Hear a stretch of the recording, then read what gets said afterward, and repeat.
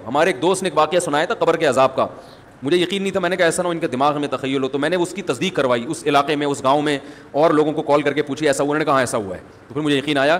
وہ قبر بار بار نا اس کو نکال کے باہر پھینک دیتی تھی, بندے کو ڈالتے تھے قبر میں. اس نے بہت سے علماء شہید کروائے تھے نالائق نے. اس کا جرم یہ تھا کہ وہ مخبریاں کر کر کے نا علماء کو قتل کرواتا تھا. اس مخبر کے ساتھ ایسا ہوا اس گاؤں میں. جب اس کو دفنایا ہے تو چلیں اب بات آئی گئی ہے تو پورا واقعہ سنا دوں.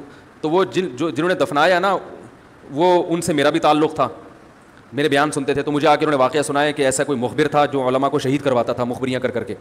تو جب اس کو دفنایا, کہہ رہے ہیں اس کے والد میرے پاس آئے, ہم لوگ کے پاس آئے. انہوں نے کہا کہ بھائی میں جب صبح جاتا ہوں تو میرے بچے کی جو لاش ہے نا وہ قبر سے باہر پڑی ہوئی ہوتی ہے, تو میں بڑا پریشان ہوں, کیا کروں.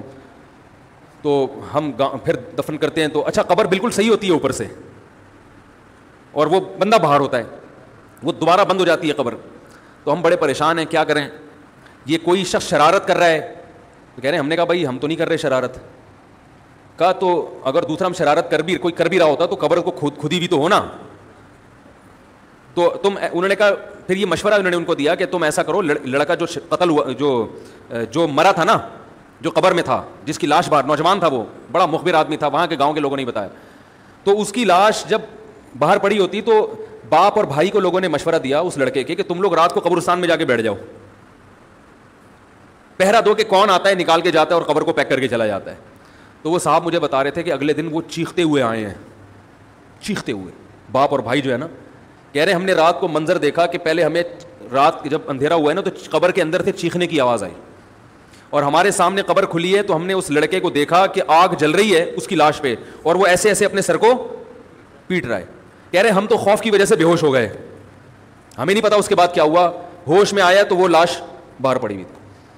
تو میں نے کہا یار پھینکو بھی دنیا میں کم نہیں ہوتے. تو میں نے پھر تصدیق کے لیے ایک دو لوگوں سے رابطہ کیا, انہوں نے بتایا کہ ایسا ہوا ہے ہمارے ساتھ. تو یہ جو ترکی کا جو تھا نا